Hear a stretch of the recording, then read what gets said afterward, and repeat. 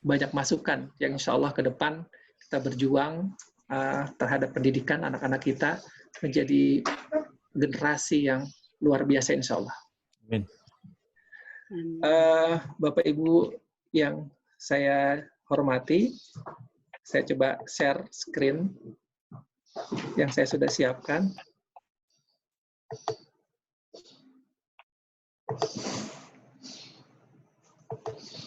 Ya, ini flyer yang saya dapat dari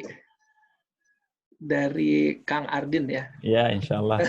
Ini ada pembuatnya di sini tuh namanya Kang Reza. Masya Allah. Iya, ini jadi hebat begini gitu. Wah, saya jadi binder ini. Nggak apa-apa, Kang. Ini cuma pakai Canva aja kok itu, Kang Reza.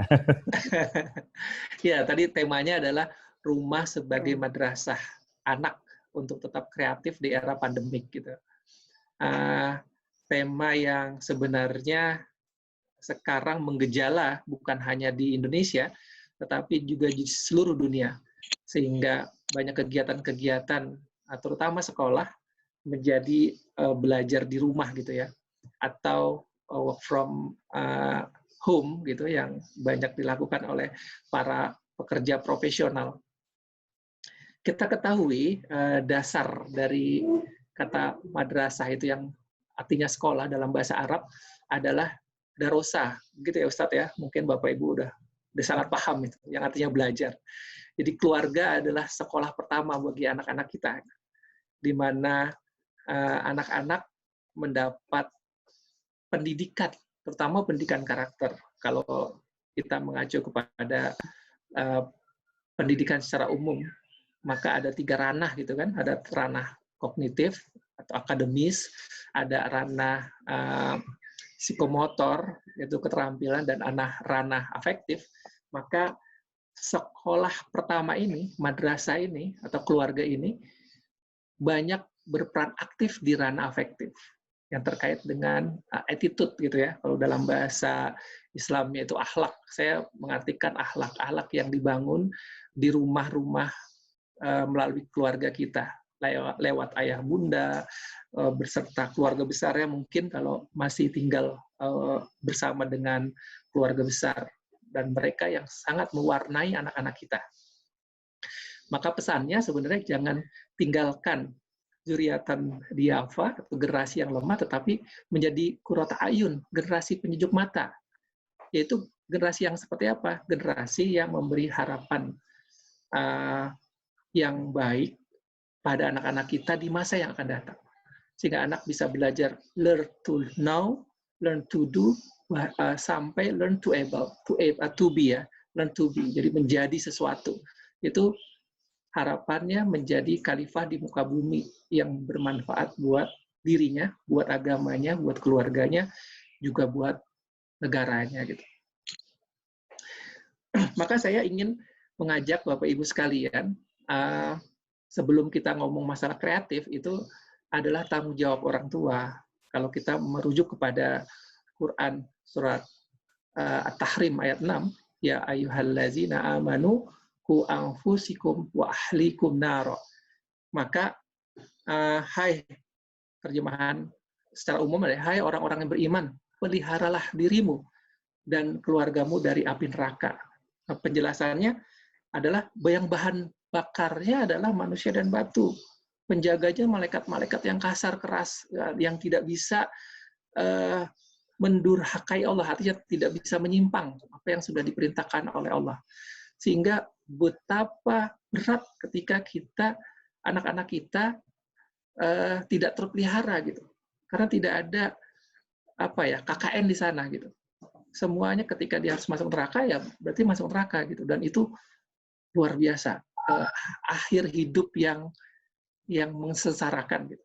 Jadi kalau menurut saya tanggung jawab orang tua itulah yang menjadi pegangan teguh sebelum kita belajar lebih jauh dari ini. Jadi dasar-dasar akidah itu harus ditanamkan dari rumah. Maka kalau kita merujuk kepada surat Luqman dari ayat 12 sampai 19, maka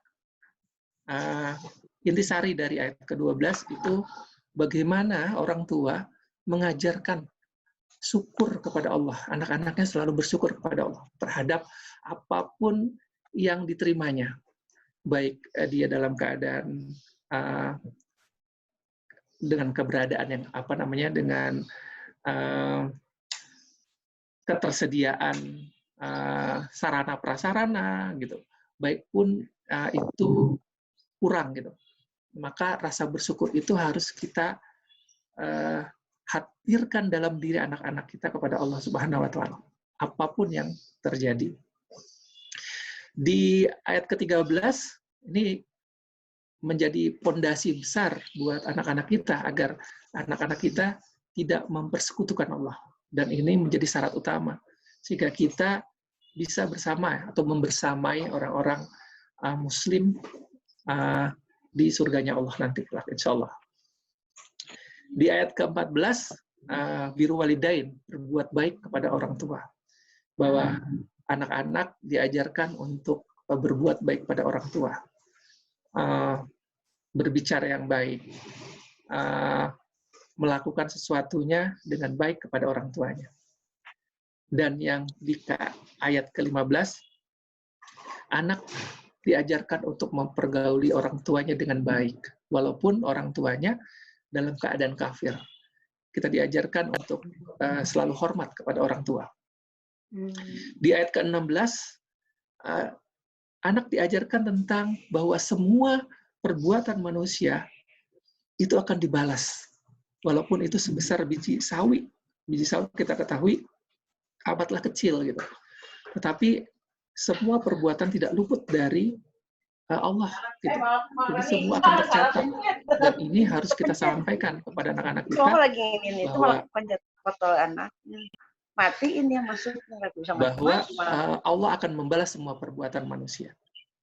Di ayat ke-17 jangan lupa kita mengajarkan anak untuk mendirikan sholat, karena dalam sholat itu mencegah kemungkaran dan bersabar. Ya, bersabar itu adalah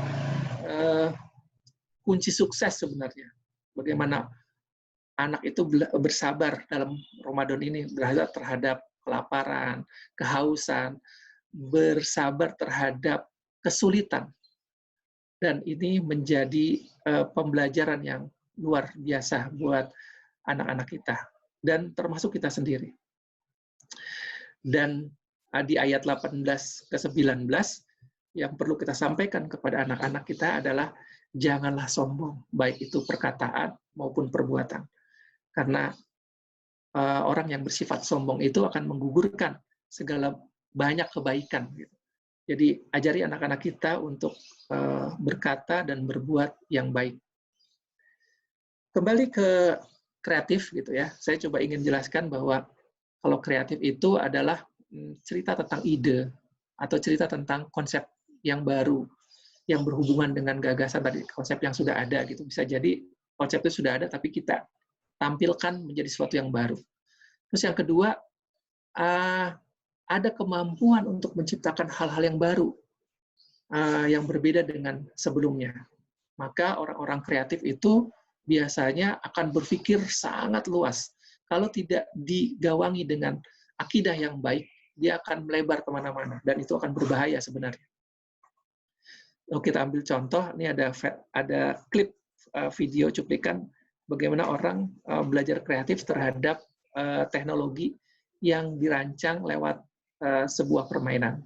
Kita tonton sebentar.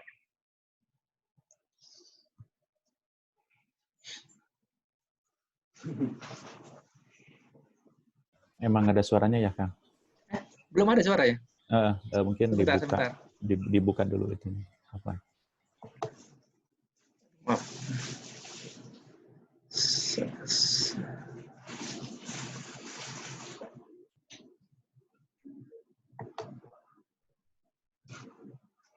Ini udah masuk belum?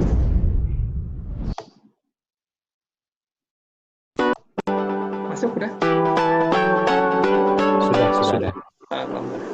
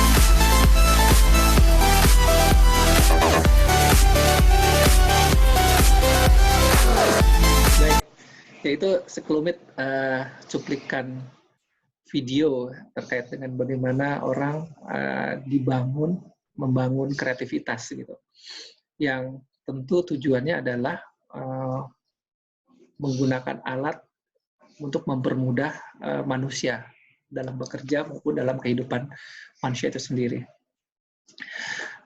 Belajar di era pandemi, belajar yang sekarang sudah banyak dilakukan di sekolah, yaitu adalah pembelajaran daring, online learning, baik itu dengan memanfaatkan media komunikasi dan informasi, misalnya sekelas WA Group atau Google Classroom, Edmodo, kemudian ada Zoom, dan lain sebagainya, yang banyak dilakukan di sekolah-sekolah. Dan alhamdulillah saya melihat banyak percepatan gitu dari orang tua maupun guru-guru gitu, sudah semakin mengenal yang namanya pembelajaran daring ini, online learning. Kita ketahui belajar di rumah atau BDR, syarat yang dibangun sebenarnya adalah penguatan literasi dan karakter, di mana literasi itu membangun budaya terhadap kemampuan orang untuk memahami baik itu bacaan, numerasi, atau dengan angka-angka, dan lain sebagainya.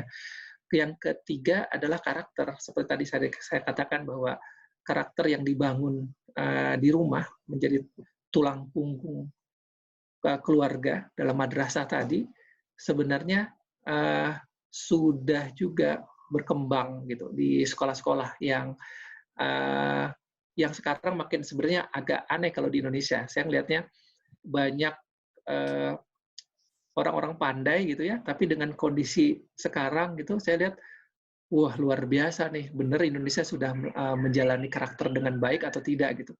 Atau selama ini hanya sekedar karakter, semu, sehingga kejujuran tuh perlu dipertanyakan kembali begitu.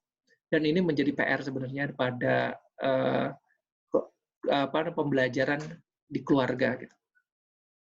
Baik, Bapak Ibu sekalian, selanjutnya yaitu yang ingin dibangun belajar di rumah adalah sebenarnya menemukan cara belajar yang lebih baik pada diri anak gitu, di mana pembelajaran itu bisa masuk atau melekat dalam long term memory, jadi memori jangka panjang ya, dan itu sangat bermakna tentunya.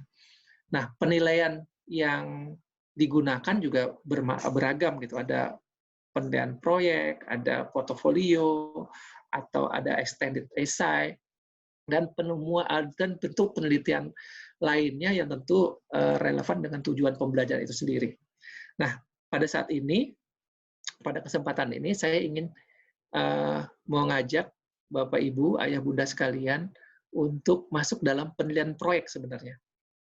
Nah, kalau kita lihat piramida Edgar Dale yang dirilis tahun 1946, dalam bentuk piramida itu, di puncak piramida itu ada kegiatan membaca. Jadi kegiatan aktivitas belajar itu membaca. Ternyata dalam proses aktivitas membaca yang terserap atau pengetahuan yang melekat pada diri anak itu hanya 10%. Kemudian di bawahnya hear, mendengarkan, itu 20%. Makin ke bawah makin besar. Makin ke dasar makin besar, sampai 90%. Jadi kalau kita dilihat di di participle in hand-on workshop atau kegiatan workshop yang dilakukan oleh anak atau kita, itu bisa sampai 70% pengetahuan yang bisa kita dapat dan terserap dalam ingatan kita. Demikian juga pembelajaran yang sifatnya kolaborasi maupun eksperimen atau pengalaman yang bermakna gitu ya. Jadi belajar yang bermakna itu sampai 90%. Di ujungnya ada presentasi, biasanya presentasi dari proyek anak itu sendiri, sehingga dia bisa menceritakan proses pembuatannya sampai akhirnya, itu bisa menyerap sampai 90%. Karena di sana ada yang sifatnya menganalisa, ada mendefinisikan, ada membuat atau meng-create dan mengevaluasi itu sendiri. Nah, bentuk abstraknya dari atas itu, kalau kita lihat puncak piramida itu sifatnya abstrak, makin ke bawah makin konkret. Ya, bahwa kegiatan belajar yang memvisualisasikan, yang bekerja, yang dia lakukan, akan semakin besar daya tangkapnya atau pengetahuan itu tertangkap dalam memori anak. Makanya pembelajaran yang sifatnya langsung dan bertujuan tadi, bermakna tadi, itu sangat besar, sampai 90%. Jadi teringat. Mungkin Bapak Ibu bisa mengingat kembali apa yang sudah Bapak Ibu lakukan bersama keluarga ketika masih kecil gitu. Mana saja yang masih teringat sampai sekarang, kegiatan-kegiatan yang menyenangkan tentunya, yang kegiatan-kegiatan yang bisa dilakukan bersama-sama dengan adik kakak, dengan teman-teman, bahkan dengan orang tua gitu. Pengalaman yang tidak akan terlupakan. Maka dari itu, saya ingin bawa Bapak Ibu ke dalam sebuah tema dalam proyek tadi. Maka ada 3 hal yang perlu kita perhatikan dalam pembelajaran tema, itu adalah yang pertama, adanya ide. Biasanya orang yang tidak biasa dengan belajar tema itu akan cari tahu dari mana idenya gitu, sehingga saya bisa ngambil tema gitu. Nah, terus yang kedua, pembelajaran tematik gitu, menjadi memfungsikan otak kita, baik yang kiri maupun kanan, memfungsikan otak yang abstrak dan yang konkret gitu, menjadi pembelajaran tematik. Dan yang ketiga, diikat dalam sebuah proyek tema. Nah, idenya dari mana? Tentunya ide itu datang dari diri kita, dari diri sekitar kita, dari rumah, dari lingkungan kita. Itu banyak sekali ide yang bisa kita bangun untuk menjadi sebuah tema yang akhirnya nanti akan menjadi proyek. Yang kedua adalah pembelajaran tematik itu sendiri. Tadi saya katakan bahwa pembelajaran tematik itu memfungsikan 2 belahan otak kita, yang kiri dan yang kanan.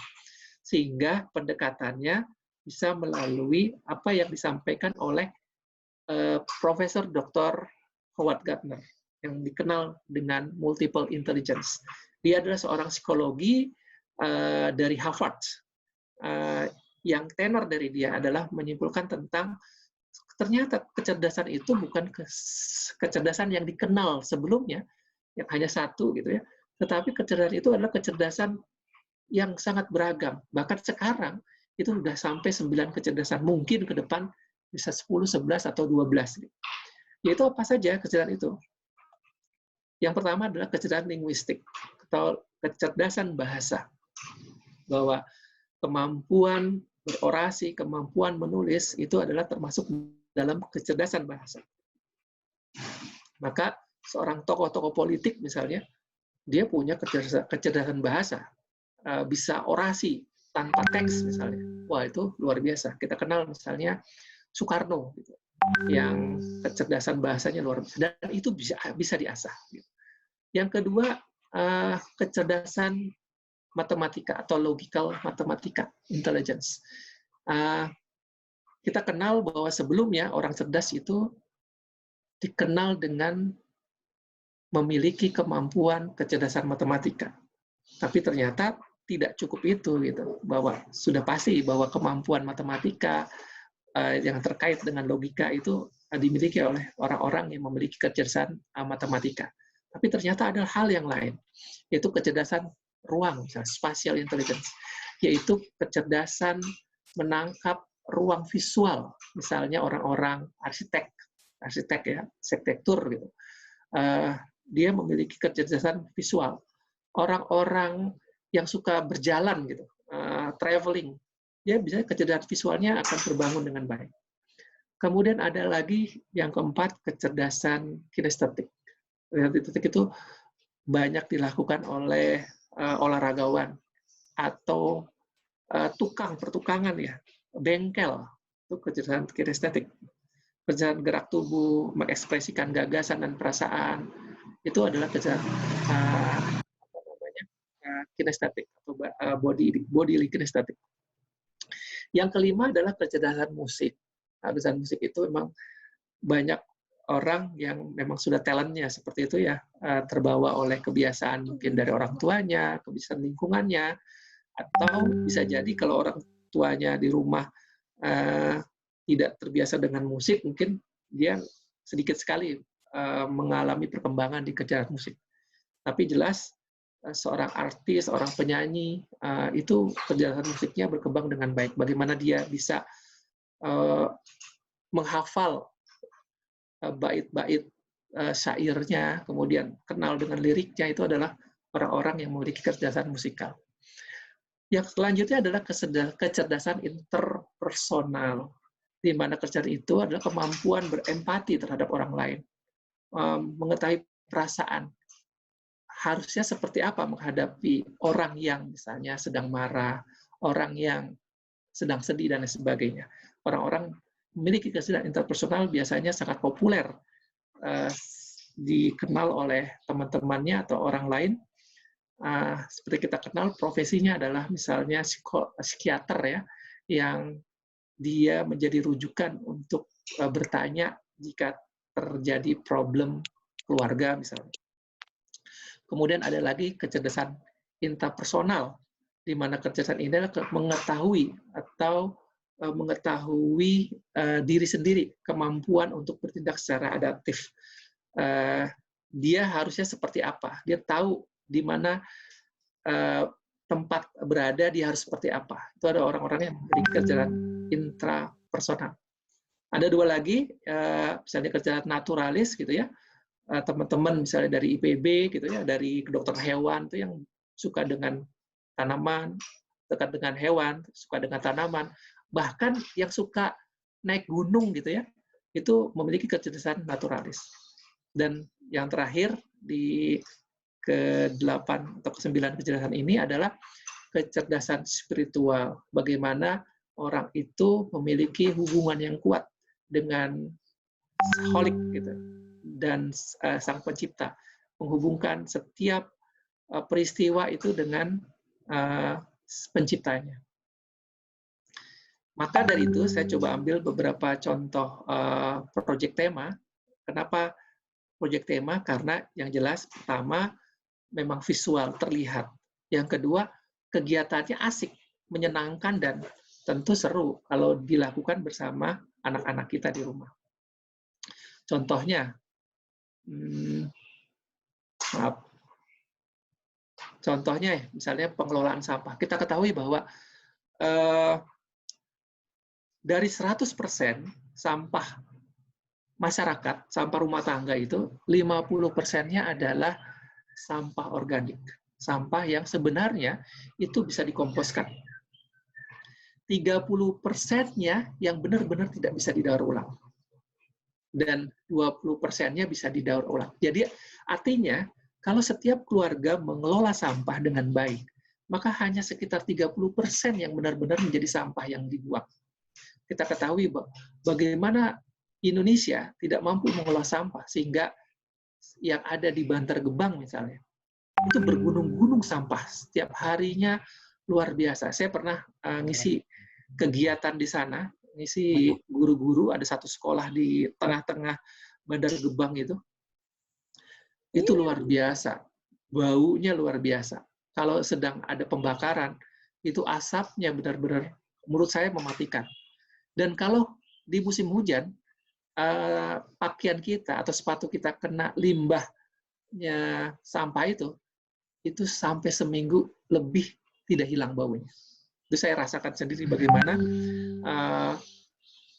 sampah itu menjadi dilema kita, menjadi dilema masyarakat kota, terutama negara Indonesia ya sebenarnya. Bagaimana mengelola sampahnya perlu banyak belajar. Maka sebenarnya kalau itu bisa kita distribusikan di rumah, maka 50% sampah organiknya itu bisa kita kelola menjadi kompos, 20%-nya didaur ulang, kita jual dan sebagainya, dan hanya 30%. Pasti akan berkurangnya luar biasa. Maka ini beberapa gambar, contoh gambar, bagaimana mengelola sampah daur ulang. Misalnya gambar rak sepatu dari paralon ya, atau gambar dirigen ya, dikelola untuk menjadi lemari gitu ya, jadi wadah-wadah yang menarik. Atau sampai mainan sekalipun ini pernah kami lakukan gitu. Oh ternyata dari tutup botol bisa jadi robot-robotan, atau dari kaleng-kaleng dan botol itu bisa jadi mainan alat perang, jadi kapal-kapalan, atau jadi kendaraan dan sebagainya. Dan itu menarik untuk menjadi pembelajaran bersama anak-anak kita di rumah. Maka kalau kita mengacu kepada Ali Imran ayat 139, janganlah kamu bersikap lemah dan jangan pula kamu bersikap sedih, padahal kamulah orang-orang yang paling tinggi derajatnya jika kamu orang-orang yang beriman. Jadi sebagai manusia yang beriman, sebagai orang Islam, jangan kita berputus asa terhadap misalnya tadi sampah. Pengelolaan sampah bisa kita lakukan. Asal kita kreatif bagaimana menjadikan sampah itu menjadi barang-barang yang akhirnya bisa bermanfaat. Kemudian contoh yang kedua dari pengelolaan alam. Kita lihat bahwa misalnya ada dua gambar itu telapak kaki dengan binatang ya, cicak gitu ya, diambil dari batu-batu di sekitar kita. Kita bisa jadikan bentuk seperti itu yang manis gitu. Kemudian dari daun kering pun kita bisa jadikan berupa aneka kupu-kupu dan capung gitu. Jadi ada hal-hal yang bisa bermanfaat. Ini yang bisa kita lakukan bersama anak-anak kita gitu. Dan mereka senang sekali dengan kegiatan-kegiatan seperti itu. Kalau kemarin saya bawa di kegiatan lain itu tentang membuat layang-layang, ini juga kita bisa padukan dengan kegiatan-kegiatan yang sangat menarik yang ada di sekitar rumah kita. Pohon tanaman-tanaman di sekitar rumah kita, batu-batuan yang bisa kita kreasikan menjadi bentuk-bentuk yang menarik dan menjadi pembelajaran buat anak-anak. Jangan lupa ujungnya dibungkus dengan nilai-nilai akhlak yang luhur kepada anak-anak. Atau contoh yang ketiga misalnya tentang makanan gitu, tentang membuat makanan, donat. Gitu. Anak-anak akan belajar tentang matematika dari bahan-bahan membedakan misalnya antara tepung dan gula pasir, kemudian apa sih itu baking powder gitu, terus apa bedanya garam sama gula dan sebagainya. Mungkin di antara anak-anak kita susah sekali membedakan itu semua gitu, dan kita bisa belajar langsung secara rasa gitu, kita sentuh bagaimana teksturnya dan sebagainya, itu luar biasa. Kemudian bagaimana untuk mengajarkan bahasanya misalnya, dia bisa belajar tentang cara membuat donat, bahan mana saja yang misalnya perlu dicampur dan bahan mana saja yang akhirnya terakhir dicampur. nggak ujuk-ujuk semua bahan dicampur dan itu jadi donat gitu. Ada proses-proses, dan proses itu menjadi pembelajaran yang luar biasa buat anak-anak.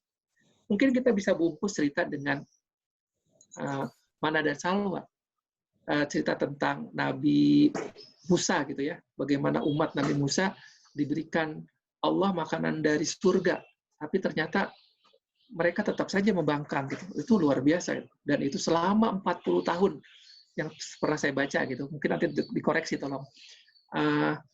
Jadi makanan surga yang pernah dinikmati oleh umat Nabi Musa gitu, sampai mereka mengingkarinya dan ingin makanan yang lain gitu, padahal Allah sudah berikan makanan yang luar biasa. Nah, kemudian contoh yang keempat misalnya tentang bermain cermin dan foto gitu. Bahwa dari ujung belakang sendok pun bisa jadi cermin cembung gitu kan. Terus dari depannya jadi cermin cekung, dan itu variasi cermin yang luar biasa yang bisa kita bagikan pengalaman ini kepada anak-anak. Kemudian bermain foto, cerita bagaimana anak-anak bisa berkreasi dengan foto-foto, baik itu di handphone maupun yang lainnya. Nah, kalau teman-teman atau Bapak Ibu sekalian, Ayah Bunda, pernah baca lirik ini, kira-kira tahu ya lagunya seperti apa ya? Kak Herin, kira-kira tahu nggak lagunya? Apa ini ya? Bukan yang congkak, bukan yang sombong, hanya disayangi. Ini zaman-zaman kita dulu nih, kalau anak-anak sekarang tidak hafal. Lagunya kira-kira gini nih. Ini bagus banget, kita bungkus anak-anak dengan ini. Bukan yang congkak, bukan yang sombong, yang disayangi, handai dan tolan. Masih ingat nggak? Hanya anak yang tak pernah bohong, rajin belajar, peramah dan sopan. Ya, sederhana liriknya, tetapi ini bisa menjadi pemicu anak bahwa oh ya ternyata orang yang sombong itu tidak disukai oleh banyak orang gitu. Dan ini menjadi pembelajaran yang luar biasa yang ditanamkan oleh keluarga. Sekali lagi, madrasah sebagai pendidikan pertama buat anak-anak kita. Contoh yang berikutnya adalah contoh permainan.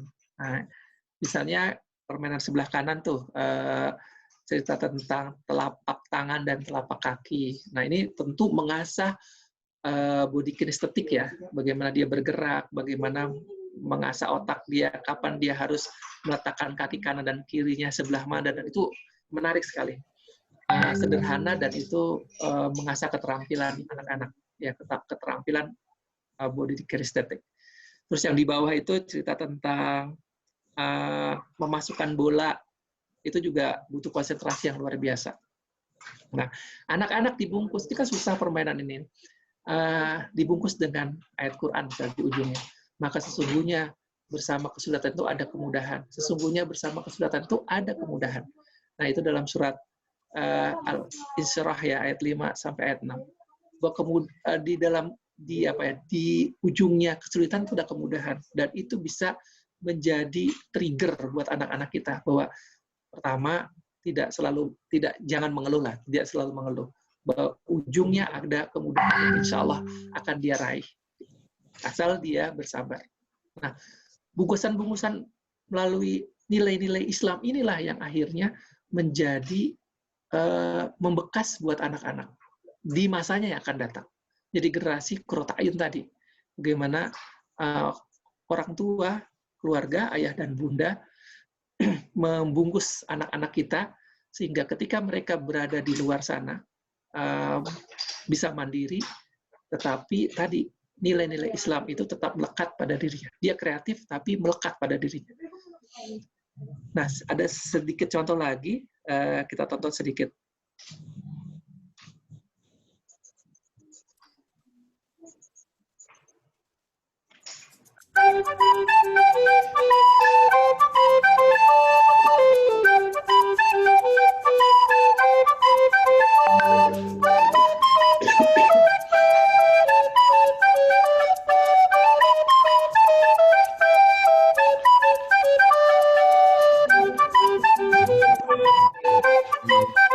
Sederhana, permainan sederhana yang bisa kita lakukan bersama anak-anak kita.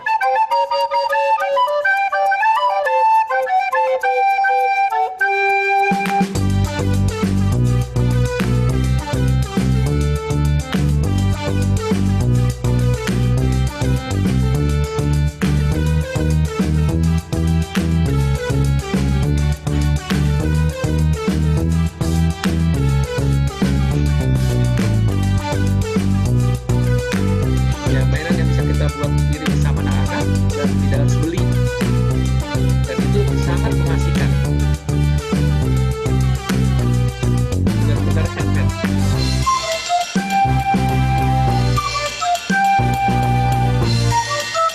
Kelihatannya mudah yang dikerjakan orang tua, tapi kalau anak belum tentu. Dia butuh waktu, butuh latihan.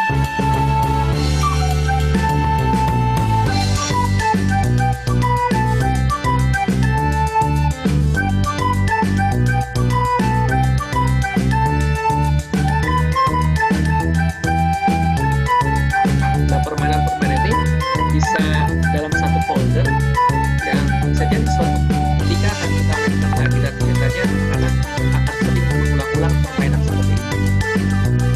Ada contoh bagaimana anak masukkan benang itu tidak mudah.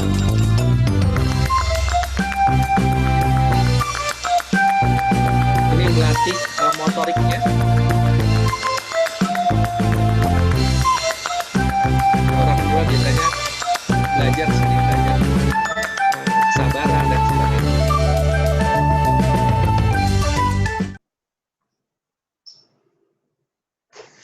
Ya, ini contoh yang terakhir terkait dengan diri ya, dan barang-barang sekitar kita. Contohnya cap jari ini bisa kita lakukan lewat finger, kita punya sidik jari gitu, sidik jari di jari-jari kita itu bisa dijadikan bermacam gambar, baik itu orang, binatang, maupun benda-benda yang sangat menarik, sesuai membangun imajinasi anak-anak. Kemudian juga dari buah-buahan, contohnya di sini ada apel, bisa juga dari wortel, dari labu, dari buah-buahan yang lain, itu bisa menarik untuk mencap benda-benda termasuk hewan maupun tumbuhan. Nah, ini ada satu terakhir, ada film tentang membuat parasit.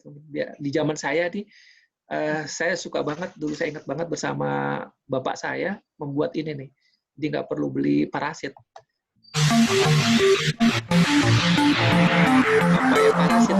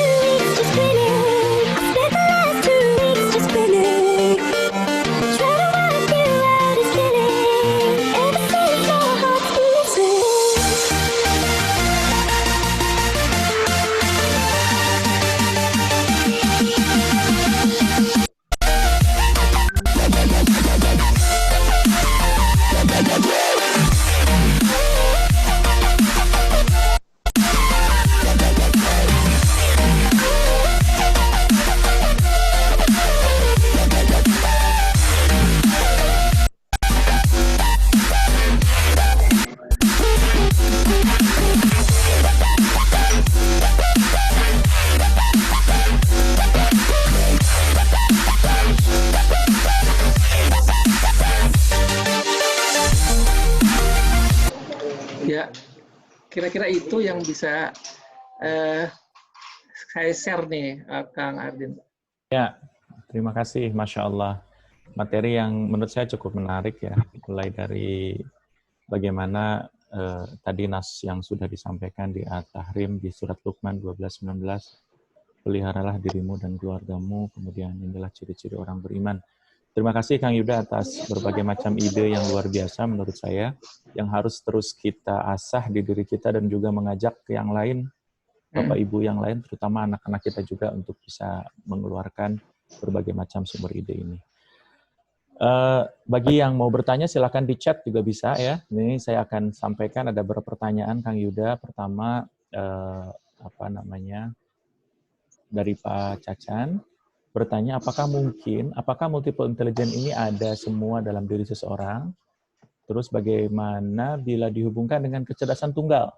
Nah, itu seperti apa Kang Yuda? Mohon diberikan penjelasan. Satu-satu atau langsung semua ini disampaikan? Satu-satu ya, biar ingat ya. Biar ingat. Iya. Jadi Kang Cacan cuma satu ya pertanyaannya, yang pertanyaan berikutnya nanti dibahas offline saja. Jadi ada beberapa pertanyaan. Yang kedua dari Kang Reza. Itu dulu silakan Kang dibahas. Ya, mudah-mudahan waktunya cukup ya. Sebentar.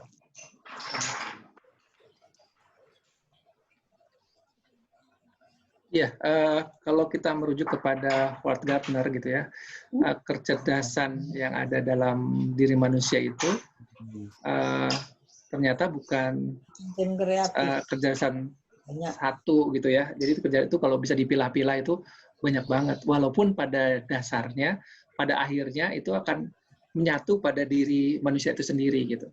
Jadi dia ingin sebenarnya menghargai bahwa manusia itu sebenarnya istimewa. Gitu. Manusia istimewa. Manusia itu punya kelebihan yang kelebihannya bisa jadi tidak sama. Gitu.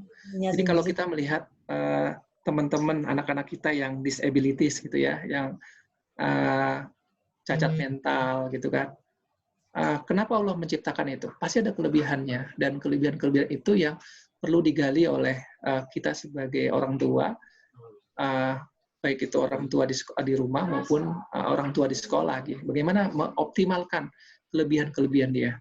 Saya memahami bahwa setiap anak itu istimewa, dan itu benar banget gitu, bahwa nggak semua anak-anak yang misalnya punya kekurangan. Suaranya nggak dengar ya? Ya, ini ya sendiri-sendiri. Kedengaran kok, kedengaran. Kedengaran ya? Maaf. Kedengaran. Cuma ini ada yang bocor sedikit, tapi saya lagi cari terus kan. Kedengaran ya? Nah, kedengaran. Baik, saya lanjutkan. Jadi yang saya pahami bahwa ketika ada anak yang tidak cukup cerdas di kegiatan matik ya, math, logik, matematika gitu, pasti dia punya kelebihan yang lain gitu. Dan selama 22 tahun inilah saya pegang anak-anak di sekolah, dan mereka punya kelebihan yang luar biasa di bidang masing-masing gitu. Ada anak yang sukanya menggambar, dan itu saya lihat wah hebat banget gitu. Walaupun mungkin katanya kan ada hubungan gambar dengan matematika, dengan musik itu ada juga. Tapi ternyata dia mungkin belum begitu menarik, belum tertarik di matematika mungkin. Baru suka digambar. Ada juga orang yang suka di kegiatan tadi body release kinestetik gitu. Kemampuan dia belajar terhadap penggunaan alat olahraganya luar biasa. Saya punya anak ketika bermain waktu itu, kita ada outing di Bali gitu ya. Dia bisa mendayung sampan itu luar biasa cepat gitu. Padahal itu termasuk kesulitan cukup tinggi kalau menurut saya. Tapi dia belajar sebentar terus cepat sekali gitu. Wah, ini memang luar biasa. Dan anak-anak ini mempunyai kemampuan yang luar biasa di bidang tadi kinestetik ya. Mampu manjat-manjat pohon dengan cepat, turun dengan cepat dan sebagainya. Tapi ada juga anak yang punya kerjaan lain yang empatinya cukup tinggi tadi kan, misalnya interpersonalnya bagus gitu kan. Ada juga anak yang dia kenal dirinya dengan baik, intrapersonal dengan baik. Kemudian pertanyaan yang berikutnya tadi ada terkait dengan apakah setiap orang punya. Iya, apakah setiap orang punya intelijensia yang sama dalam diri seseorang, multiple intelligence, dan bagaimana dengan kecerdasan tunggal? Iya, bisa jadi orang itu bukan memiliki ya, setiap orang punya potensi untuk mengembangkan kecerdasan masing-masing. Tetapi kan lingkungan dan keluarga itu membentuk itu. Gitu. Misalnya gini, seorang musisi, anaknya biasanya akan jadi musisi juga gitu. Saya ambil contoh, misalnya kemarin saya juga ceritain tentang di saya nih di keluarga komplek, saya tinggal di komplek tentara gitu. Anak-anak tentara itu akan merasa bangga ketika anaknya masuk akabri misalnya. Bapaknya juga akan bangga seperti itu. Gitu. Jadi kayaknya akan turun gitu. Saya melihatnya orang tua banyak berpengaruh di sini, banyak berperan gitu, banyak mempengaruhi anak-anak untuk menjadi sesuatu. Learning to be tadi kan. Bisa jadi seorang anak itu memiliki kecerdasan yang menonjol tuh banyak gitu. Tadi kalau semua orang punya potensi kecerdasan sama, tetapi yang menonjol itu bisa berbeda-beda. Ada yang mungkin 2 atau 3 kecerdasannya menonjol, ada yang mungkin cukup yang lengkap, ada juga yang lengkap. Ada juga yang mungkin lebih sedikit gitu. Dia memiliki kecerdasan musik, dia memiliki kecerdasan matematika, dia memiliki kecerdasan visual gitu. Ada juga yang seperti itu. Dan dalam pengalaman saya mengajar di sekolah begitu, saya ketemu juga dengan orang-orang yang memiliki kecerdasan lengkap. Nah, tadi yang terkait dengan kecerdasan tunggal, apa tuh? Saya belum paham dengan kecerdasan tunggal. Artinya dia cuma punya satu gitu ya? Betul, Pak. Mungkin maksudnya cuma punya satu, dan dibandingkan dengan yang multiple gitu. Baik, kita ambil contoh dulu pemain piano dari Korea tuh yang tangannya kayak kepiting itu. Ingat nggak Pak Adin? Yang sempat ada yang bocor ya? Saya lagi cari siapa suaranya. Teruskan nggak apa-apa. Ya. Hati-hati tak pakai itu nggak ada yang lempeng nih.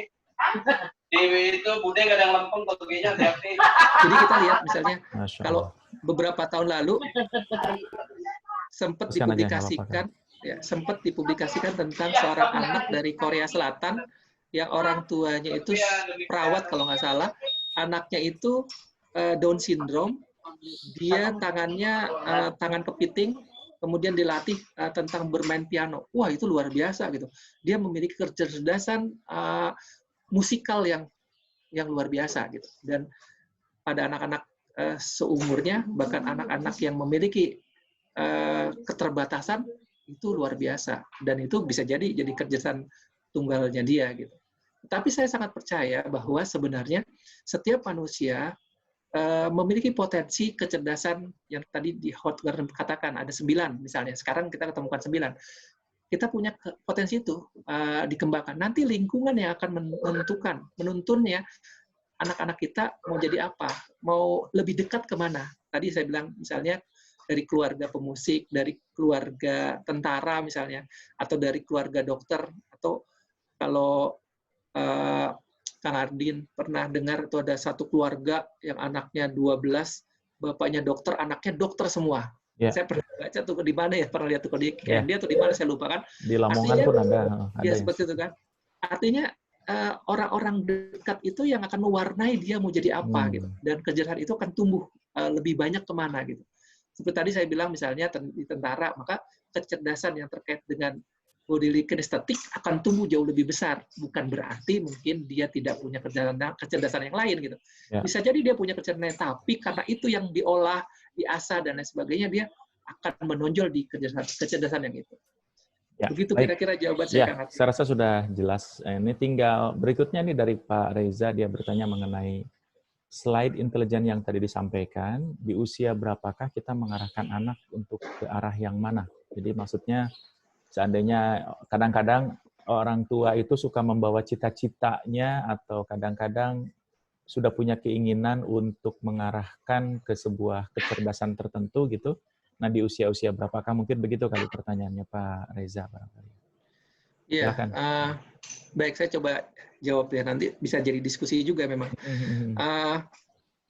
seperti saya katakan tadi bahwa orang tua itu pasti sudah memiliki harapan ya, harapan untuk anak-anak ingin menjadi sesuatu. Tetapi harapan yang terbaik itu adalah harapan yang dalam surat Luqman tadi ayat 12 sampai 19, bagaimana anak-anak itu dibentengi sebenarnya dengan akidah yang benar gitu, akidah yang mantap gitu. Ujung-ujungnya kan sebenarnya kalau kita mau jujur gitu, bahwa profesi terbaik bukan profesi sebenarnya. Anak-anak kita itu ujung-ujungnya diharapkan memiliki ketakwaan gitu kan. Ketakwaan kepada Allah Subhanahu wa taala gitu. Maka kalau kita perhatikan bahwa siapa sih orang-orang yang baik itu adalah orang-orang yang memiliki ketakwaan yang lebih baik gitu daripada yang lain gitu. Artinya profesi itu menjadi syarat kedua sebenarnya. Tapi kalau tadi di rumah atau madrasah tadi gitu ya, keluarga menjadi madrasah, itu bisa mengajari anak dengan nilai-nilai akhlak tadi, dasar-dasar agama yang baik kata gitu ya. Itu insya Allah mau jadi apa kelak anaknya nggak ada masalah gitu. Ujungnya kan bagaimana dia bisa bermanfaat bagi orang lain gitu. Nah, tadi terkait dengan kapan sebenarnya anak-anak itu sudah dikenalkan. Gitu. Saya sangat sepakat sebenarnya dengan sejak dini anak itu dikenalkan dengan beragam kecerdasan. Kalau orang tuanya ingin mengetahui nanti anak ini akan jadi apa sih sebenarnya gitu. Nah, dia dikenalkan dengan banyak kecerdasan. Artinya dia dikenalkan dengan matematika, dikenalkan dengan bahasa, dikenalkan dengan musik, dikenalkan dengan body kinesthetic gitu ya, yang bergerak gitu, ada olahraga gitu, dikenalkan, semua dikenalkan. Sebenarnya pengajaran atau pembelajaran yang dilakukan di sekolah-sekolah dasar yang dibangun oleh pemerintah itu saya rasa sudah cukup bagus gitu, sudah cukup lengkap gitu. Ada pendidikan akhlaknya ada, olahraganya ada, kemudian selain olahraga kegiatan agamanya juga ada gitu ya, spiritualnya ada gitu. Artinya semuanya diberikan sehingga nanti anak itu akan menonjol di bidang yang mana gitu. Tentu tanpa justifikasi. Kalau menurut saya kelemahan dari pendidikan kita itu adalah menjustifikasi orang sehingga anak itu langsung dicap dengan peringkat, dikasih cap dengan ranking gitu. Padahal tanpa ranking, tanpa peringkat, anak itu akan tumbuh dengan sendirinya. Bisa jadi anak itu akan tumbuh di umur-umur yang masih kecil, katakanlah di kelas 2. Atau bisa jadi dia akan tumbuh di SMP, akan tumbuh di SMA. Itu sangat beda banget. Sangat manusiawi gitu. Bahwa orang itu bukan robot, dia tumbuhnya berkembangnya beda-beda. Saya punya teman lulusan ITB, dia orang termasuk luar biasa lah gitu menurut saya. Itu sampai di kelas 2 SD itu nggak bisa baca gitu pada waktu itu. Tapi ternyata dia bisa lulus ITB gitu kan. Artinya ada hal-hal yang sebenarnya tidak diketahui oleh banyak orang. Dia mungkin dijustifikasi, dicap bahwa dia bodoh dan sebagainya, tapi ternyata dia bisa mengejar ketertinggalan itu menjadi sesuatu yang membuat dia bisa masuk ITB gitu kan. Pada saat itu memang ITB kan sulit, termasuk universitas yang sulit untuk dimasuki gitu. Tapi dia bisa masuk dan menjadi seseorang. Dan yang paling penting adalah memfasilitasi anak-anak sedini mungkin ya dari kecil. Kita dekatkan dengan alam, kita akan dekatkan dengan banyak hal gitu. Terutama yang terkait dengan alam gitu. Seringkali saya ketemu dengan orang misalnya, orang tuh jijik dengan tanah, orang jijik dengan tanaman gitu kan. Kalau di sekolah saya di sekolah alam, kebetulan saya sekolah alam gitu. Anak-anak yang awalnya susah untuk menginjak rumput misalnya, itu mungkin karena tidak terbiasa menginjak rumput. Jadi kalau lepas sepatu, ayo kita, itu rasanya mungkin sakit di telapak gitu. Tapi lama-lama dia senang gitu. Yang tadinya pegang pasir takut, jijik itu, akhirnya dia bisa pegang pasir, dia bisa mengenal tekstur gitu. Mana tekstur yang halus, tekstur kasar dan sebagainya. Itu dikenalkan di sana. Dan saya melihat ketika itu kita berikan, fasilitas itu kita berikan kepada anak, insya Allah anak akan berkembang sesuai dengan fitrahnya. Selama dasar-dasar tadi, akidah tadi kita berikan sesuai dengan surat Luqman di 12 sampai 19. Itu kira-kira. Baik, jelas sekali. Terima kasih.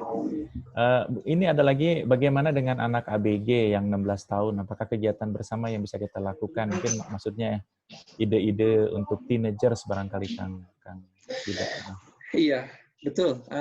Di teenager ini ABG itu ya emang nggak mudah ya, apalagi kalau dari kecilnya bonding antara orang tua dengan anak jauh begitu. Karena kalau kita merujuk pada perkataan Ali nih ya, menyatakan 7 tahun pertama, 7 tahun kedua, 7 tahun ketiga ya. Benar ya, Kak Radir ya? Betul. Setelah 7 tahun pertama anak itu dijadikan raja, dianggap sebagai raja, 7 tahun kedua sebagai tawanan perang ya kalau nggak salah, 7 tahun ketiga sebagai teman gitu. Nah, titik kritisnya itu ada di 7 tahun ketiga sebenarnya, ketika anak itu menjadi teman gitu. Nah, kapan anak itu mulai bukan menjadi tawanan perang, mulai diajarkan semi dipaksa sebenarnya, diajarkan untuk bertanggung jawab. Itu 7 tahun kedua, dari usia 7 tahun sampai 14 tahun kan. Kalau ABG itu ada di sekitar itu, maka kalau kita sudah menggawangi 7 tahun pertama dan 7 tahun kedua, sebenarnya akan mudah di 7 tahun ketiga ketika dia jadi teman. Maka di 7 tahun kedua tadi, ketika jadi tawanan perang, maka kalau bonding orang tua dengan anaknya cukup kuat, maka itu nggak akan jadi masalah. Tapi yang akan jadi masalah ketika bondingnya nggak kuat. Anak-anak misalnya lebih dekat kepada temannya dibanding lebih dekat kepada orang tuanya. Wah, itu di masa-masa pandemik sekarang yang tiba-tiba kita harus berada di rumah gitu, itu menjadi siksaan batinnya anak-anak. Pasti itu. Saya melihat bagaimana anak-anak susah untuk dikasih tahu. Misalnya di daerah saya nih ada banyak anak-anak tetap berkeliaran, padahal harusnya dia berada di rumah gitu kan. Tapi dia tetap berkeliaran dengan teman-teman dan itu susah dikasih tahu. Dan itu sebenarnya menjadi PR kita.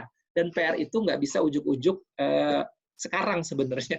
Itu PR yang harus kita bangun sejak dia masih kecil. Kedekatan-kedekatan itu yang harus harus dibersamai bersama orang tua gitu. Kalau saya lihat seperti itu. Artinya memang menjadi tantangan sendiri, Kang. Jadi artinya nggak bisa mudah gitu ya. Memang menjadi tantangan betul bersama anak-anak yang ketika bonding orang tuanya kurang dekat.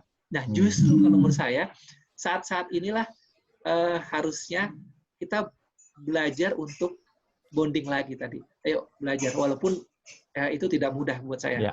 Saya yakin tidak mudah. Iya. Baik. Terima kasih, Kang. Mungkin di sini kita juga paham betul ya bahwa sekolah yang generasi saya, terutama generasi baby boomers konon gitu, itu kan yang kita kenal sekolah itu adalah sekolah formal, kan. Nah, sebetulnya kalau dari sisi sekolah alam sendiri mungkin bisa sedikit diceritakan, karena saya yakin tidak semuanya juga paham perbedaan antara sekolah alam dengan sekolah non alam. Cerita sekolah negeri gitu, swasta lainnya, barangkali mungkin Kang Yuda bisa sedikit cerita tentang itu, silakan. Oh iya. Kang Heri. Ya. Oh. Nanti ya Pak. Nanti ya Pak. Silakan, mungkin ada ini dulu yang tadi dulu mungkin sekolah alam dan lain-lain. Baik. Bentar ya Pak Dudi. Saya coba kasih gambaran singkat aja mungkin ya. Sebenarnya inti dari kegiatan kurikulumnya kita tetap sama, pakai kurikulumnya pemerintah. Jadi ketika pemerintah memakai waktu itu KBK, kita pakai KBK. Ketika berkembang sampai sekarang di kurikulum 2013, kita juga tetap pakai itu. Yang membedakan, saya sih ngelihatnya dari segi metode gitu ya, metode yang sangat berbeda. Kalau pemerintah itu berkonsentrasi kepada nilai, kalau kami berkonsentrasi pada proses gitu. Kalau nilai kan di ujung ya. Saya melihat kalau proses itu kita hargai prosesnya, nilai itu menjadi bagian kedua sebenarnya. Tapi proses itu menjadi bagian pertama. Sehingga kegiatan-kegiatan tadi yang saya share itu terkait dengan proyek gitu ya, project tema itu sudah terbiasa dilakukan oleh anak-anak. Jadi anak-anak belajar dengan proyek-proyek gitu. Nanti di ujungnya ada presentasi. Kalau kita membedah kurikulum misalnya kalau di sini ada guru ya, RPP gitu ya. Rencana pembelajaran gitu di RPP. Oh, banyak ya. Kan itu kan ada intinya kalau di kurikulum Nadib atau yang disampaikan oleh Nadim itu ada 3 hal yang terkait dengan tujuan, terkait dengan proses, dan terkait dengan asesmen. 3 itu. Nah, kami juga lakukan itu, tapi memang kami konsentrasinya di proses. Terakhir itu ada refleksi. Jadi dalam proses itu ujung-ujungnya anak-anak akan presentasi, kemudian kita refleksi. Ketika ada kesalahan, baru kita di situ proses belajarnya gitu. Sementara belajar anak itu sendiri dari proses. Jadi kita nggak melihat bahwa dalam proses itu anak-anak melakukan salah atau benar gitu, tidak. Tapi yang kita lakukan adalah dia mengikuti prosesnya. Hasilnya salah, nanti dia presentasi. Hasilnya benar, dia akan presentasi juga seperti itu.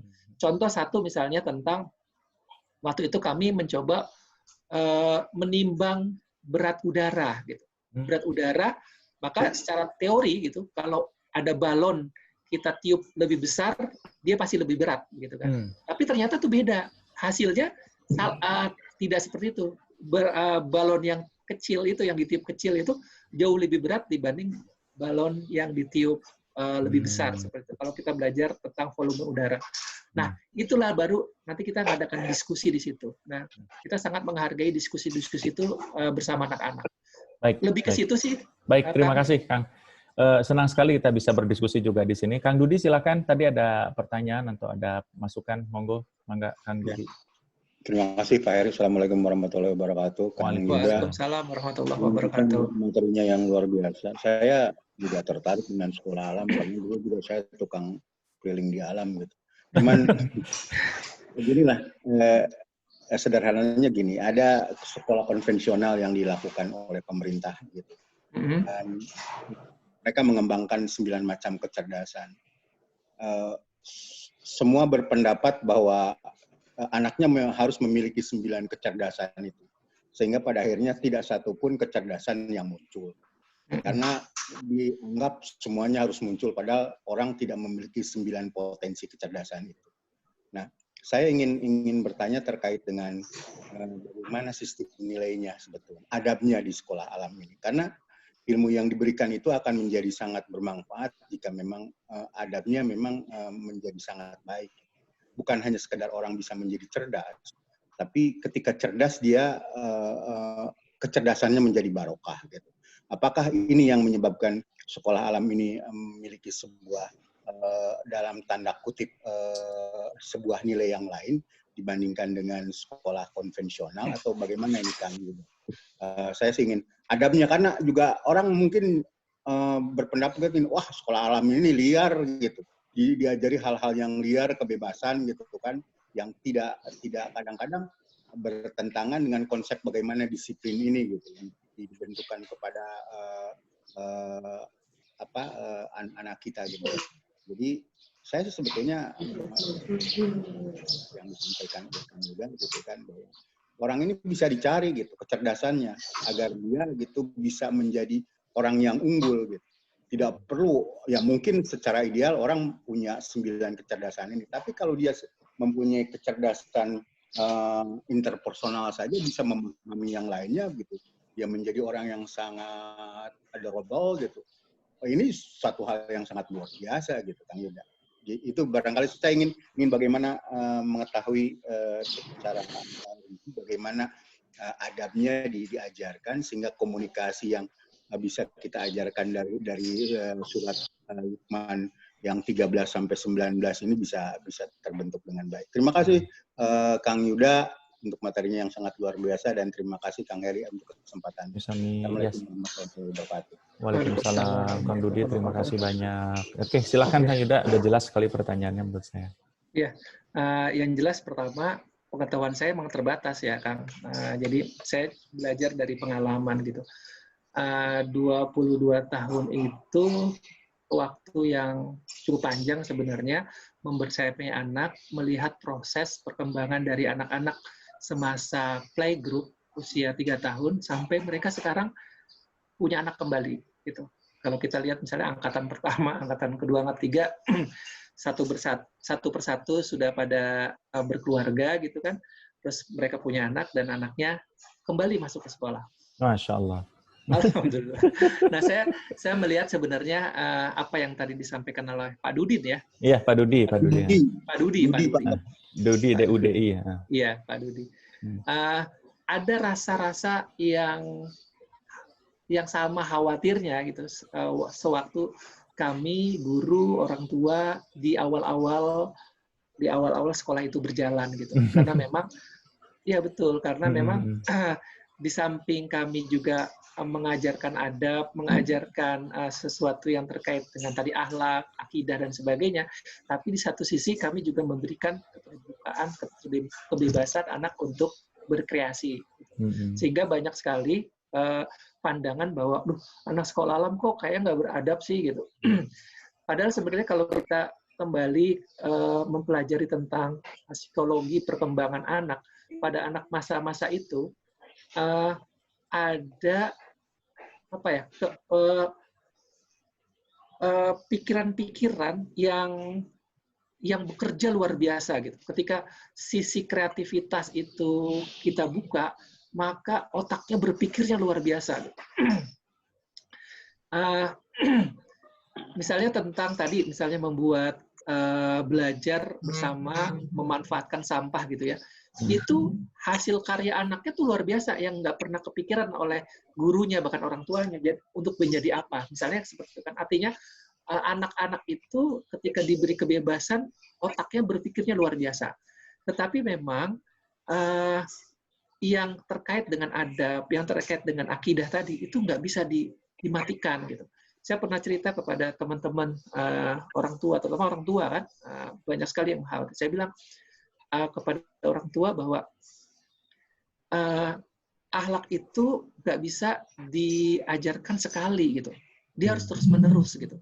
Dan itu menjadi teladan buat orang tuanya. Jadi kalau misalnya nih kita nyontohin anak-anak itu nyapu di rumah gitu kan, nggak cuma sekali kita ngomong nyapu ya, besok kamu tugasnya nyapu gitu. Terus dia kan setelah itu menjadi tertib, menjadi orang yang disiplin, nyapu tiap hari gitu. Dan nggak akan seperti itu selalu kita lakukan. Kadang-kadang saya sapu atau teguran itu kita berikan. Gitu. Jadi proses anak tadi dalam 7 tahun kedua itu, yang tadi saya bilang, di masa mereka tumbuh, di masa mereka menjadi tawanan perang, itu aturan-aturan main itu tetap kita jejakkan gitu. Tiap hari kita sampaikan, tugas kamu apa, tugas kamu, sampai mereka jalan sendiri.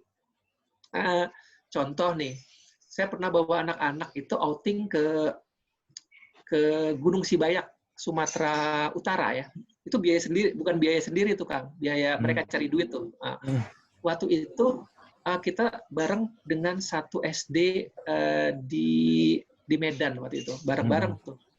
Saya kira namanya orang-orang Medan itu anak-anaknya struggle lah gitu ya, ngomongnya juga udah keras dan sebagainya gitu. Kita naik bareng tuh.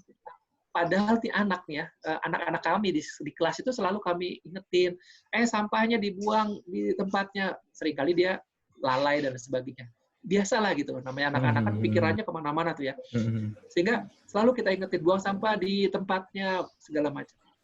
Nah, dalam proses hiking itu, naik Gunung Sibayak itu saya merasa takjub ketika anak-anak tanpa dikasih tahu lagi, dia makan permen atau makanan itu bungkusnya tidak dibuang sembarangan. Tapi dengan sadar mereka kantongin di kantongnya. Padahal sebelumnya belum pernah saya sampaikan, makanannya disimpan dan sebagainya. Enggak.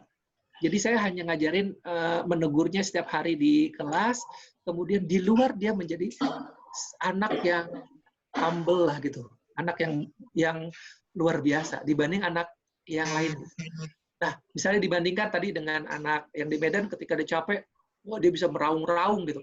Aduh capek gitu. Tapi anak kami pada waktu itu kelas 5 SD Kang Arni.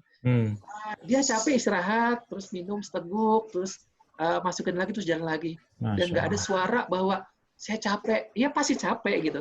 Tapi nggak lebay gitu. Ada rasa capek pasti, tapi nggak lebay. Dan itu saya lihat beberapa kali dalam setiap kegiatan outing kita. Saya bilang, wah anak ini jadi ya ternyata. Nah, makanya tadi saya bilang, pengalaman saya membersamain mereka 22 tahun, ketika mereka akhirnya masuk ke sekolah di luar sekolah alam, masuk ke jenjang perkuliahan.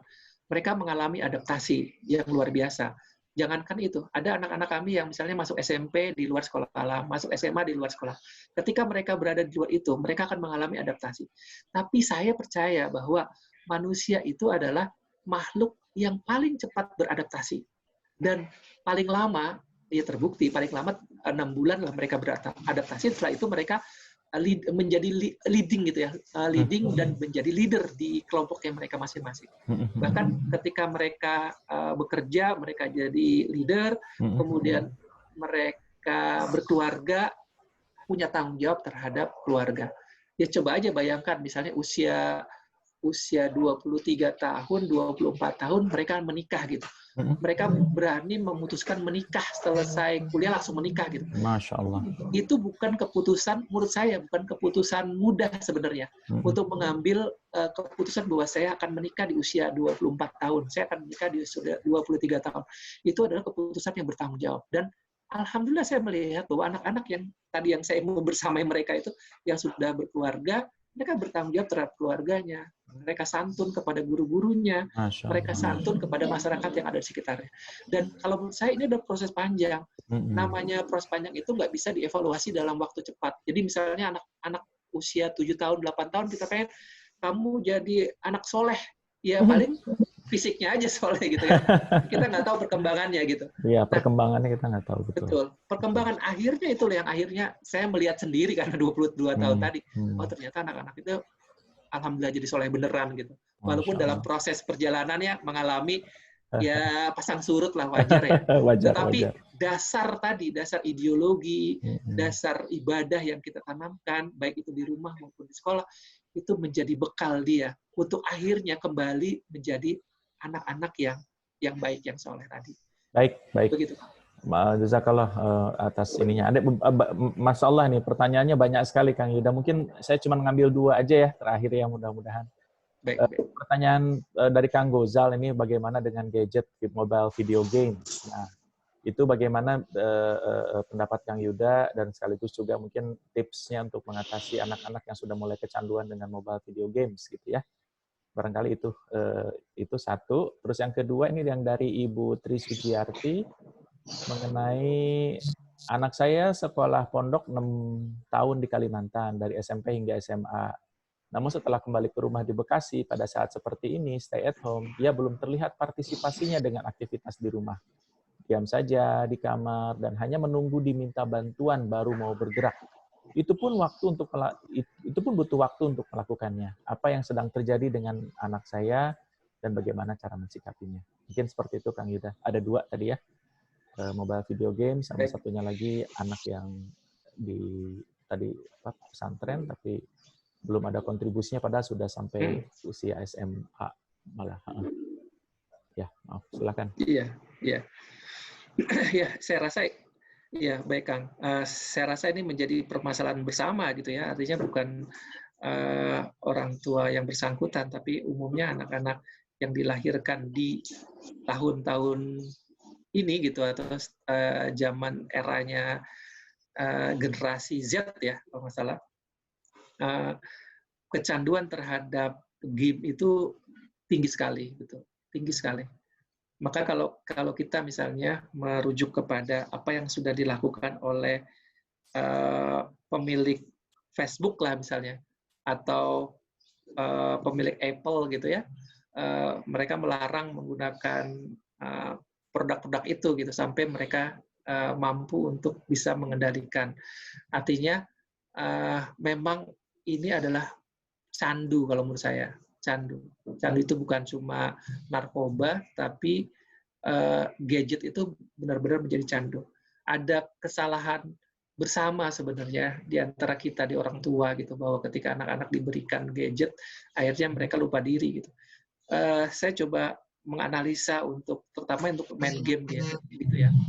Saya sendiri ketika main game bisa jadi mengalami lupa diri, lupa waktu terutama ya. Misalnya kegiatan hari ini saya harus menyelesaikan 1 juz gitu, juz Quran gitu. Tapi karena coba istirahat main game, tiba-tiba loh, dia udah 1 jam aja, sudah 2 jam aja nggak terasa gitu. Ya kita sebagai orang dewasa mungkin masih bisa mengontrol diri, tapi anak-anak itu tidak bisa gitu. Jadi memang ada aturan bersama. Ini yang saya menjadi PR saya juga sebenarnya adalah pembuatan aturan yang sama-sama konsisten gitu. Jadi misalnya yang paling kelihatan, ayo kita sama-sama kumpul bareng dengan anak, kemudian kita buat aturan main bersama. Kapan penggunaan gadget itu berlaku? Nah katanya kalau penggunaan gadget misalnya sudah melampaui 3 jam, itu sudah kecanduan, tergolong kecanduan gitu. Wah itu anak-anak kita bisa jadi lebih dari 3 jam kalau gunain gadget, apalagi di zaman era pandemik seperti ini gitu ya. Artinya mereka bisa lupa diri gitu. Nah, yang paling penting adalah bagaimana kita membuat aturan dan tidak lupa untuk menyampaikan. Dan jangan lupa bahwa kadang-kadang kita merasa bahwa apa yang sudah kita lakukan itu udah otomatis ada di kepala anak dan mereka ngerti bahwa oke, saya tahu aturannya gitu. Padahal bisa jadi emang perlu kita tegur gitu. Termasuk kitanya juga perlu ditegur gitu. Kalau menurut saya yang paling penting adalah kita fair membuat aturan bersama mereka dalam keluarga. Ketika anak bisa ditegur, orang tua juga bisa ditegur gitu. Ya, itu hal-hal yang lumrah saja gitu. Demikian juga waktu di sekolah, saya juga lakukan aturan seperti itu. Kalau anak-anak terlambat itu misalnya, dia terlambat nih, maka dia harus lari keliling lapangan. Nah, saya ketika terlambat juga saya melakukan hal yang sama gitu. Jadi aturan itu berlaku bersama, bukan berlaku hanya untuk anak. Nah, kita ngatur anak untuk tidak bermain gadget, kalau orang tuanya masih main gadget kan jadi nggak konsisten gitu ya. Iya, betul. Atau anaknya terlambat, orang tuanya terlambat, anaknya tidak terlambat, anak akan lihat, ini gurunya terlambat, masa saya harus nggak boleh terlambat gitu. Nah, aturan itu harus sama persis gitu. Dan itu menurut saya menjadi PR kita bersama lah orang tua, baik di rumah maupun di sekolah. Ya, jadi mungkin simpulnya tidak dilarang mungkin ya kalau yang kayak mobile itu karena bagian dari perkembangan juga, saya yakin ada positifnya, cuman kita harus batasi. Kalau tidak dibatasi malah akan cenderung bablas gitu. Terus yang kedua tadi yang Ibu Tri Sujiarti, beliau bertanya tentang anaknya yang sudah mondok selama 6 tahun, pesantren sampai SMA loh kan. Jadi udah SMA tapi butuh waktu gitu kalau diminta bantuan. Jadi barangkali mungkin inisiatifnya masih perlu ditingkatkan, barangkali kira-kira pendekatannya seperti apa dan apa yang sedang terjadi dengan anak saya. Iya, ini berarti usia SMA ya? Udah SMA lebih, Kang. Udah tamat SMA kelihatannya. Betul, itu harusnya udah jadi teman sebenarnya ya. Kalau tadi 7 tahun ketiga sudah menjadi teman gitu. Iya, saya coba mengkoreksi. Saya juga ada anak di pesantren gitu ya, sama. Ketika mereka di pesantren pulang itu kayak ngerasa bebas gitu, terus seringkali bukan aturan main, mungkin kewajiban-kewajiban yang sudah dilakukan di pesantren di rumah seringkali lupa misalnya, apalagi di rumah misalnya ada gadget, ada TV, ada apa gitu yang akhirnya mereka kalau tanpa pengawasan ya sudah jadi kebablasan gitu. Di pesantren sekarang sudah lepas dari pesantren kayak lepas dari penjara gitu. Padahal kita membangun atau menyekolahkan anak di pesantren, kalau saya itu saya diskusi sama anaknya. Jadi kamu mau masuk pesantren, kemudian apa saja yang akan dilakukan di sana dan sebagainya. Tapi tidak sedikit orang tua yang memasukkan pesantren itu seperti kayak buang anak sebenarnya. Masya Allah. Jadi daripada dia bandel di rumah, udah saya masukin pesantren. Padahal tadi kan itu kewajiban orang tua untuk membersamai anak, mendidik anak itu ada di orang tua, bukan di guru gitu. Nah makanya saya sedih banget ketika ada kecenderungan tadi ketika orang tua menyekolahkan anak di pesantren, daripada nggak bisa didik di rumah, dikasihkan tanggung jawab itu ke orang lain. Padahal misalnya pada masa-masa seumuran itu 7 tahun pertama, maka anak itu harus bersama orang tuanya, bonding itu harus jadi gitu. Ada loh anak itu sejak kecil di pesantren sehingga ketika dia balik dia nggak merasa bahwa orang tuanya adalah orang tuanya gitu. Dia nggak punya bonding dengan orang tuanya karena bertahun-tahun tidak ketemu dengan orang tuanya. Gitu. Padahal yang harus kita bangun adalah bagaimana bonding itu tetap terjaga. Sehingga ketika dia masa dewasa, anak itu akan jadi teman kita. Gitu. Pada saatnya, nantinya akan jadi teman kita. Nah, memang ini menjadi permasalahan banyak orang tua gitu ya, Kang Ardin, bahwa ketika anak itu pulang di rumah, ya dia akan ngerasa kayak meletakkan dirinya keluar dari penjara, maaf, dikatakan dari penjara gitu, dari sesuatu yang mungkin tidak nyaman. Dia ingin berada bebas sedikit. Kalau saya biasanya dalam beberapa hari kita beri kesempatan dia untuk istirahat di rumah. Tapi setelah itu maka kegiatan-kegiatan pesantren, apalagi sekarang misalnya di era pandemik, mau tidak mau kan online juga tuh ke sana, ke pondoknya. Jadi kewajiban dia seperti yang ada dilakukan di pesantren, di rumah juga dilakukan gitu. Cuman ada kecolongan misalnya tetap dia main game, terus kita ingetin gitu. Kadang-kadang kalau nggak diingetin lupa lagi gitu. Kalau menurut saya tetap orang tua tetap memberitahu atau mengingatkan gitu. Apalagi tadi cerita tentang 6 tahun di pesantren, kemudian kembali ke orang tua seakan-akan tidak ngerti mereka harus ngapain gitu. Hal-hal yang sederhana misalnya beresin kamar tidurnya, nyapu, nyuci, ngepel misalnya, atau cuci piring untuk ya siapalah habis makan dicuci dan sebagainya. Nah, itu kadang-kadang tetap kita ingatkan gitu. Apalagi misalnya kita selama ini nggak bonding sama mereka gitu. Dia anak kita sebenarnya menjadi sosok yang lain, sosok yang asing gitu. Nah, itu kita ingatkan. Daripada nanti terlambat, sebenarnya sudah terlambat gitu. Tetapi tetap kita sampaikan ke anaknya dengan cara-cara yang baik. Ayo, hal-hal ini tetap dibangun. Jadi jangan pernah bosan untuk mengingatkan kebaikan kepada anak. Apalagi anak ya, pada orang lain jangan pernah bosan. Kepada anak apalagi gitu. Jadi ketika anak itu melenceng, diingatkan terus gitu, nggak apa-apa. Bosan-bosan mungkin, mama cerewet nih, atau ayah ngomong dulu sih gitu, ya nggak apa-apa. Karena kita masih menjadi orang tuanya. Saya sering kali diskusi sama anak bahwa ini keluarga kita punya aturan gitu. Kalau aturan keluarga lain, ya pasti beda gitu. Aturan kita begini, maka ayo kita taati bareng-bareng. Ya biasanya di anak-anak remaja ada penolakan-penolakan itu. Tapi kalau kita lakukan secara konsisten, insya Allah anak-anak akan paham kok pada akhirnya. Alhamdulillah. Jazakallah khairan, kasiran Kang Yuda. Semoga amal jariah ini akan jadi saksi buat Kang Yuda dan kita semua, menjadi saksi juga telah memberikan ilmu yang bermanfaat buat komunitas yang ada di Berkah Durian Sawit ini. Ya, insyaallah, ya, insyaallah kita semua jadi saksi atas kebaikan antum semuanya. Dan saya rasa kalau saya bacain pertanyaannya banyak, mungkin nanti tidak bisa selesai-selesai gitu ya. Nanti bisa tanya Japri juga boleh, kirim ke saya. Nanti saya bisa sampaikan ke Kang Yuda. Saya sampai banyak sekali karena ilmu catatan-catatannya yang bisa kita simpulkan. Tapi intinya adalah bahwa ini ciri-ciri orang beriman adalah mampu menjaga diri dan keluarganya. Jadi saya yakin kita semuanya adalah orang-orang yang sedang berusaha menuju orang yang beriman. Tentu harus secara kreatif, harus secara aktif untuk menemukan cara bagaimana secara melibatkan anak dan dengan 3 fase tadi itu, di mana ketika usia sudah di 7 tahun ke-3 itu maka diajak untuk menjadi teman. Jadi usia 14 barangkali ya kan, 14 tahun ke atas itu diajak menjadi teman, menjadi kawan gitu. Jangan jaim juga orang tua. Bahkan saya ada menemukan orang tua saking tidak dekatnya dengan anaknya itu adalah anak-anak di usia umur 12-13 tahun itu sudah mulai dekat dengan teman-temannya, malah lebih mingle dengan teman-temannya, bahkan melakukan hal-hal yang tidak sepantasnya sebagai seorang anak usia 12 tahun gitu kan. Saya punya beberapa kejadian gitu yang real life yang kadang-kadang suka sedih sekali gitu. Kalau orang tuanya tahu pasti sangat kecewa sekali. Nauzubillah, subhanallah. Jauhkan kita semua dari yang seperti itu. Sekali lagi, terima kasih, dan kita akhiri dengan ucapan hamdalah dan doa kafaratul majelis. Alhamdulillah. Alhamdulillahirabbil alamin. Astaghfirullah wa atubu ilaih. Terima kasih banyak, dan kita akhiri. Assalamualaikum warahmatullahi wabarakatuh.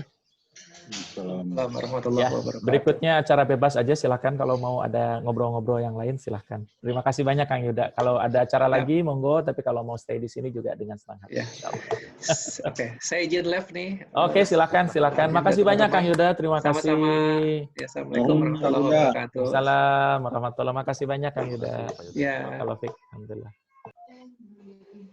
Ya. Pak Caca dan Kang Heri. Ya. Ini kita ada kedatangan tamu, namanya Pak Sumroh Hadi. Ya. Beliau alhamdulillah ada di sini, udah bergabung dari pagi tadi saya lihat. Masya Allah. Selamat datang Pak Sumroh. Assalamualaikum. Sebentar. Masih mute Pak suaranya? Sebentar, saya yang mute sebentar. Oh iya, Maaf. Pak. Jadi Ya, Pak Sumrah ini Assalamualaikum warahmatullahi wabarakatuh. Waalaikumsalam warahmatullahi wabarakatuh. Waalaikumsalam. Saya perlu ngundang teman ini sebentar tadi. Oh, Anak, begitu, Pak. ya teman ini lagi ngaji tahsin ini tadi. Masya Allah. 2 orang. Silakan. Di sebentar. Apa gimana caranya ya? Disampaikan aja link yang tadi ke beliau. Yang tadi Pak sama, Iya, yang iya. tadi yang Iya, link iya, tadi iya, yang saya udah iya, kirim iya. ke Pak Sumrah bisa mereka Iya, berdua. ya, coba nanti. Jadi prolog aja Pak Sumrah ini kemarin menghubungi pengurus KS Berkah. Beliau salah satu pengurus masjid Pak ya di Pondok Kelapa ya Pak Sumrah ya, di Pondok Kelapa. Iya, betul. Mereka juga sedang giat membuat suatu usaha bersama komunitasnya, membuat kios, semacam koperasi yang kebutuhan sehari-hari, ya, kebutuhan sembako. Nah ini beliau ingin sharing ke kita mengenai pengelolaan toko, 21 Maret, dan mungkin insya Allah ke depannya kita bisa kerjasama gitu Pak Sumrah ya. Nanti mungkin Pak Sumrah bisa sharing, bisa menyampaikan apa saja yang kira-kira dapat kita lakukan bersama. Nanti di sini ada Pak Cacan Pak, itu adalah ketua